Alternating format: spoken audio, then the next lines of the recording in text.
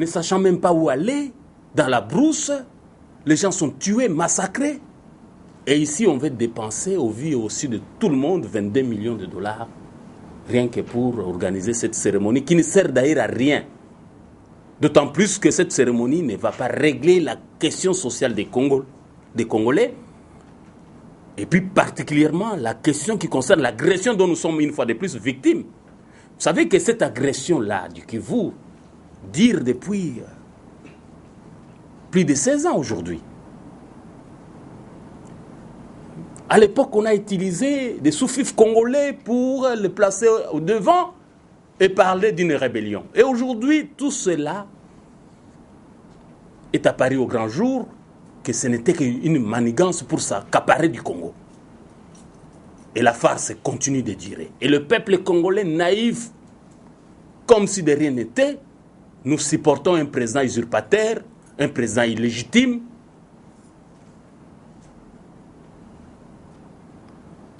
Ici, chers amis, nous serons très brefs pour dire que le 14e sommet de la francophonie doit être délocalisé immédiatement. Ceci, nous ne pouvons pas soutenir des mouvements insurrectionnels. Nous disons, nous réclamons la vérité des urnes. Si eux réclament cette vérité des urnes, mais nous ne les soutenons pas parce que leur combat vient de l'extérieur. Mais parce qu'eux-mêmes savent qu'aussi longtemps que Joseph Kabila sera à la tête du pays, ni les droits des étrangers, ni les droits des Congolais ne seront respectés. Il faudrait rétablir le président légitime pour garantir les droits des uns et des autres et pour asseoir la paix dans la sous-région. Sans cette légitimité des Congolais, il n'y aura pas de paix dans la sous-région. Raison pour laquelle le combat du M23 n'est pas le combat de la MPP. Nous ne sommes pas dans la même logique. Même si ils soutiennent une démarche qui nous est proche, mais nous n'avons pas la même philosophie, nous n'avons pas le même combat, et nous ne pouvons pas soutenir ces mouvements-là. Mais nous disons que Étienne Tshisekedi peut, lui, garantir la paix et la sécurité à nos voisins et à tous ceux qui ont pris des armes hier pour redevenir des citoyens, s'ils sont congolais et s'ils sont étrangers, ils vont rentrer dans leur pays d'origine. Ou s'ils veulent vivre dans notre pays, nous sommes un pays hospitalier. Nous sommes prêts à les accueillir, mais qu'on sache qui ils sont. Alors nous ne voulons pas qu'il y ait l'amalgame. Le combat du M23 n'est pas le combat de la MPP. Cela a été mis en place pour légitimer le président Kabila, qui, toutes les fois qu'il a été élu, il a été très mal élu. En 2006, c'était pour les légitimer en disant il y a la reconnaissance pour l'opposition.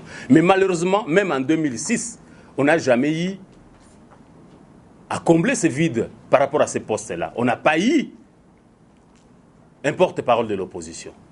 Et aujourd'hui, c'est au président Kabila de prendre ce poste-là lui-même.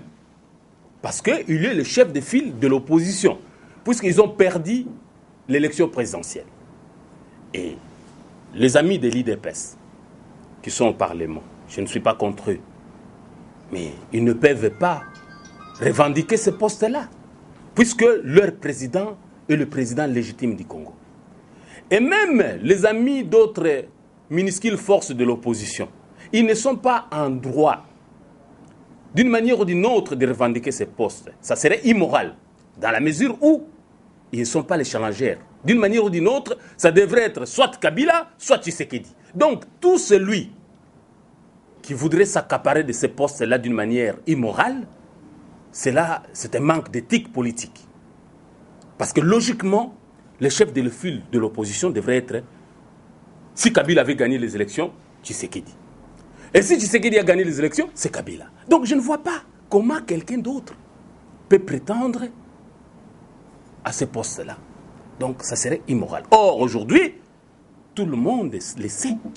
Tshisekedi a gagné l'élection présidentielle. Donc, il est le président légitime.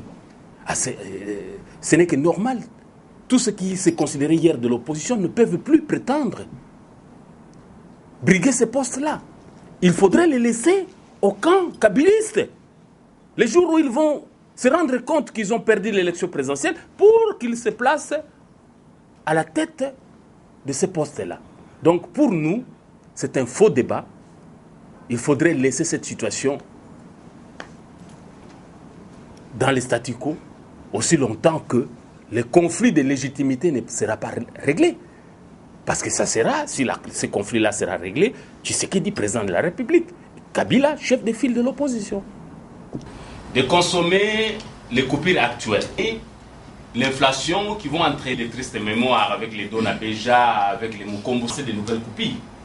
Et surtout que le pays est dans une crise aiguë et qui estime, la MPP estime que le peuple est contre. Donc nous demandons à ce qui est organisé de la connexion internationale, 3 millions de dollars. D'autant plus qu'aujourd'hui, nous n'avons pas de matériel en devise. La monnaie va s'effondrer, le pouvoir d'achat va couper dans cette misère-là. Donc pour nous, nous demandons au peuple.